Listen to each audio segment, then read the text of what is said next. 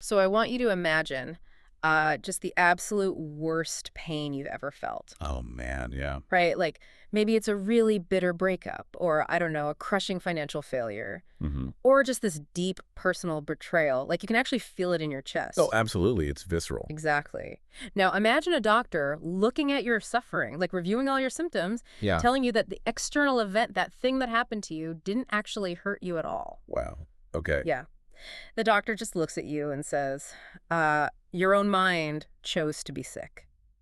Which is, I mean, that's just a profoundly disorienting premise, right? Absolutely. Because it completely invalidates the way most of us, process reality. Right. Our whole worldview. Exactly. Right. Our entire framework for just navigating life is built on this very simple premise of cause and effect. Right. Bad thing happens, I feel bad. Precisely. Something bad happens out there in the world, and as a direct result, we feel pain in here.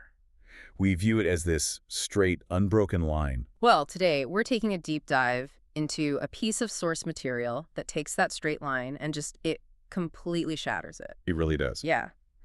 We're looking at a philosophical essay. It's titled Those in Pain Cannot Enter Heaven, and it's written by an author named Shuofeng, Right. dated October 13th, 2022. And our mission today is to explore this really radical philosophy that claims human suffering is entirely a symptom of what the author calls conscious illness. Conscious illness, yeah. Right. The text actually argues that feeling emotional pain is literal proof that your mind has gone astray. And we really need to frame this correctly for you listening right now because Yeah, good point. this is not some breezy self-help text. It's not about just looking on the bright side. Definitely not. It's a profound, uncompromising, and just highly challenging thought experiment. It demands that we rigorously question our most fundamental assumptions Yeah. about how we interact with reality. Right. It's asking us to look at our daily suffering not as a symptom of a broken world, but as this fatal miscalibration of our own consciousness. Exactly. So, to understand how the author builds this argument, we first have to look at how they define pain. Right. Where does it come from? Yeah. And the text doesn't rely on these abstract, lofty concepts of suffering. It provides this relentless, modern, and just incredibly specific menu of human misery. It really gets into the weeds. It does. Yeah. I mean, yes, the author lists the classic unavoidable sufferings, right? Like birth, aging, illness, death. The classics. Right. But then the text brings it right down to the super uncomfortable realities of modern daily life. Yeah, the author actually catalogs the specific anxieties that keep us awake at night, Oh, yeah. like the stress of car and home loans that you're just, struggling to pay back. Too real. Right. Or the pain of unfulfilled desires, and just the sheer inability to let things go. And the list goes on. Like, it explicitly mentions the agony of failing to get rich, Hmm. the frustration of not gaining fame or professional status. It even points to the pain of being bullied, or the profound pain of being betrayed by your friends. Or navigating power struggles at work. Right. And then it touches on these severe external circumstances, too. Like what? Like sitting in prison, having your property robbed, or, encountering natural Oh, disasters. wow. Yeah. It even specifically mentions the psychological toll of being confined at home and lacking food due to lockdown measures. Wow.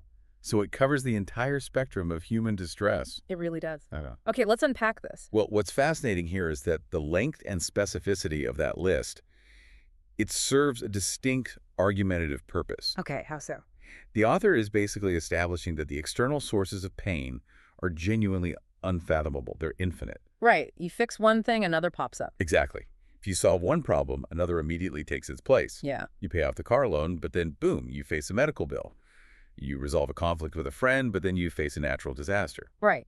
Which means if we treat the external world as the source of our pain, we are essentially playing an endless game of whack-a-mole with our own happiness. That's a great way to put it. It's like we are running on a hamster wheel made of misery. Yeah. We keep trying to fix or change the wheel, but this text is arguing that the problem is actually our legs. Like, we think the mallet is the solution in the whack-a-mole game. Right. Right. We think if we can just hit the problems fast enough, make enough money, avoid enough bad people, secure enough property, we can finally stop suffering. But the text asserts that the very act of holding the mallet is the disease. Wow. Our method of interacting with the world is fundamentally flawed. Responding to pain by trying to control the external environment ensures the pain will never end. Because there's always another mole to whack. Exactly. The author writes that if we believe all our pain comes from external factors, from other people, from the economy, society, nature, Yeah. then our pain will literally never cease. No matter how much we cry out to the heavens or try to manipulate our circumstances, pain will accompany us.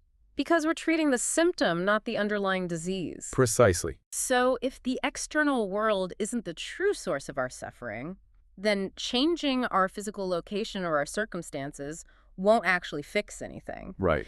And the author takes this logic to its absolute extreme, like really extreme. It forces us to fundamentally reevaluate the concepts of heaven and hell. Yeah, if we connect this to the bigger picture, this is perhaps the most vivid thought experiment in the text. Okay, lay it out for us. The author asks us to imagine taking someone with this sick consciousness, someone who habitually feels frustration, anxiety, victimhood, and placing them directly into heaven. Wait, so you teleport someone who is constantly stressed out about their mortgage and like their annoying neighbor Wait, into a literal paradise. correct.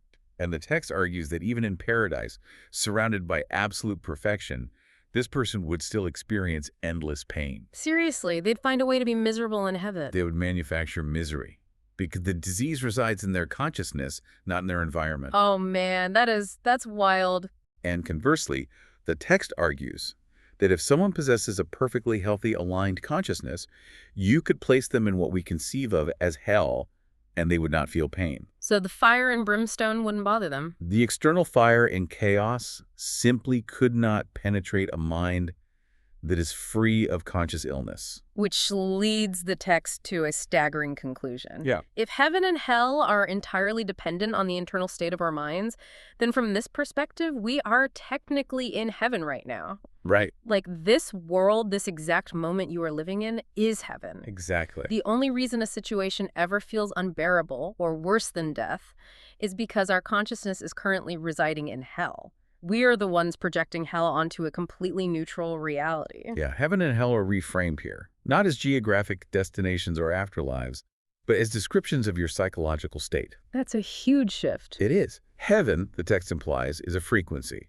It will only accept those who frequently feel joy and happiness because you have to be tuned to that frequency to experience it. Okay, I have to challenge this, though, Go for it. because this is where the philosophy gets incredibly uncomfortable. And the author uses a scenario that I think a lot of people listening will just instinctively reject. The infidelity example. Yes. Right. Wait, the author uses the example of falling in love with a woman, being deeply committed to the relationship, and then finding out she slept with other men. Right. The text asks, painful, right? And yes, biologically, psychologically, that is a profound betrayal. Of course. We are wired for pair bonding. A betrayal of that magnitude triggers a real physiological stress response. Your cortisol spikes, your heart breaks. So if you feel pain from ultimate betrayal, is that your fault? Are we supposed to just override millions of years of human biology and say, oh, feeling devastated by infidelity just means my consciousness is sick? Is that your hell of consciousness? It is a severe test of the philosophy, but the author does not flinch. Really? Yeah, the text is entirely uncompromising. It applies its internal logic to even the most visceral, emotional betrayals. Wow. The author explicitly argues that yes, if you feel pain in that situation of infidelity, the core problem still lies within your own consciousness. That is, I mean, I just can't imagine looking at someone whose life has just been shattered by a partner and telling them your pain is your own fault. It sounds harsh. It feels like victim blaming, doesn't it? Well, it is crucial to separate the event from the suffering. Okay. The text is not denying that the event happened, nor is it letting the person who committed the betrayal off the hook morally. Right. They still did a bad thing. Exactly. What the author is doing is isolating the victim's internal suffering mechanism. Yeah. The betrayal is an external action performed by someone else. Right. The initial shock is biological. But the sustained suffering, the narrative you build around it, the obsession with the injustice, the destruction of your own peace of mind. The ruminating on it. Yes, that is a secondary mechanism that your consciousness is generating. So the argument is that a healthy consciousness would observe the betrayal, recognize that the partner's actions belong to the partner, and just simply move forward without internalizing the damage. Exactly. A perfectly healthy consciousness, according to this text, would not allow someone else's external action to dictate its internal state. Man. Even in the face of profound betrayal, this reactive consciousness, the mind, that allows itself to be devastated is proving it is sick. Because of the heaven and hell thing. Right, because if you took that exact same mind and put it in heaven, it would eventually find a reason to feel betrayed or slighted there too. Okay, so if the heaven or hell scenario is true, and this sustained pain is entirely internal, something inside our brain has to be mechanistically processing that misery, right? Yes. What is actually breaking down inside us when we suffer? Because the text doesn't just lump all pain together. No, it doesn't. The author actually breaks down the anatomy of pain into 3 distinct categories. Right, physical, mental, and spiritual. Yeah. And it categorizes them to show where our real vulnerabilities lie. So, physical pain is straightforward bodily suffering, an injury or illness. Makes sense. Mental pain is defined as emotional suffering, the grief, the anxiety, the heartbreak we were just discussing. Right. And spiritual pain involves the suffering caused by your worldview, your core values, and your fundamental outlook on life. But the author makes this critical distinction about how these 3 interact. Yes. The text asserts that for the vast majority of human beings, mental and emotional pain completely overshadows both physical and spiritual pain. Which perfectly aligns with the list of miseries we discussed earlier. Exactly. Very few items on that list were purely physical injuries. The overwhelming majority, the dread of loans, the desperate desire for fame, the fear of lockdown, the feeling of betrayal, they are entirely mental and emotional constructs. Right, like think about the mechanics of that. If you break your arm, the physical pain is acute, but it's localized, It hurts, it heals, and eventually the pain stops. But if a close friend insults you or a partner betrays you, it lingers. Your brain can loop that memory for a decade. Every single time you think about it, you trigger the exact same emotional pain all over again. Yeah, the mental pain is entirely self-sustaining. So if our emotional consciousness is the sick patient generating this loop, what is the virus? Like, what is the core mechanism making it sick? Well, the text provides a singular, definitive answer. Okay. Ego. Or, as it is phrased by the author, the attachment to the self. Now, we use the word ego a lot in pop psychology to mean, like, vanity or arrogance. Right, like an egomaniac. Right. But the author uses it in a much more precise diagnostic way. Here's where it gets really interesting. The text isn't talking about someone who takes too many selfies. No, not at all. It gives this devastatingly simple definition of ego.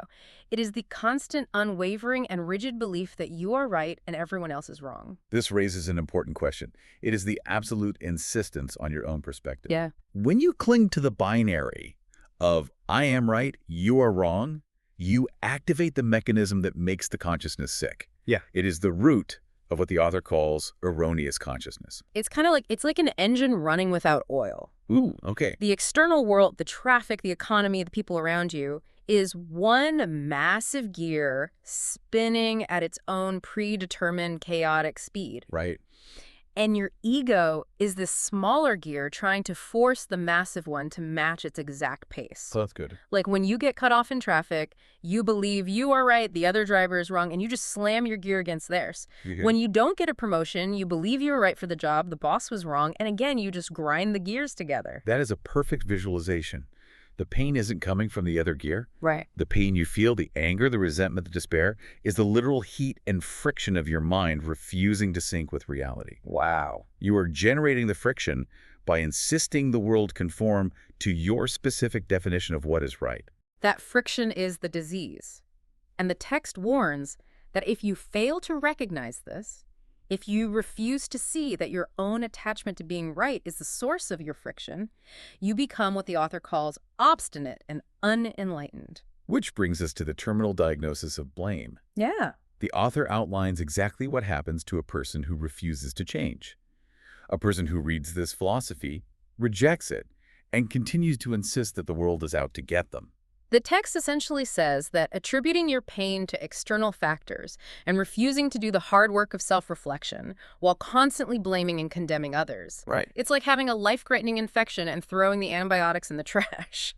You are actively choosing to remain sick. The stakes laid out by the author are incredibly high here. Yeah. If you refuse to recognize that the source of the pain is internal, and you refuse to take the medicine, which the text defines as shedding the ego and practicing deep self-reflection, the disease of consciousness becomes incurable. And the consequences, according to this text, stretch far beyond just, having a bad day or holding onto a grudge. Right. The author states that a person who refuses this medicine will be surrounded by pain for their entire life. But then the text goes even further into this metaphysical territory. It really zooms out. Yeah, stating that regardless of countless cycles of reincarnation, such a person will continue to live in pain for tens of thousands of years. Because the underlying logic holds across lifetimes. Right. If heaven will not accept a sick consciousness and you refuse to cure your consciousness, you are effectively locking yourself out of paradise from the inside. Oh. If you carry the disease of blame and ego across lifetimes, you carry hell with you across lifetimes. You will perpetually manifest your own suffering no matter what new circumstances you are born into. So what does this all mean for you? Yeah. Like, think about the practical application of this for a moment. Think about your own life today. How often do we naturally, almost automatically, blame our boss for our stress? All the time. Or the economy for our anxiety?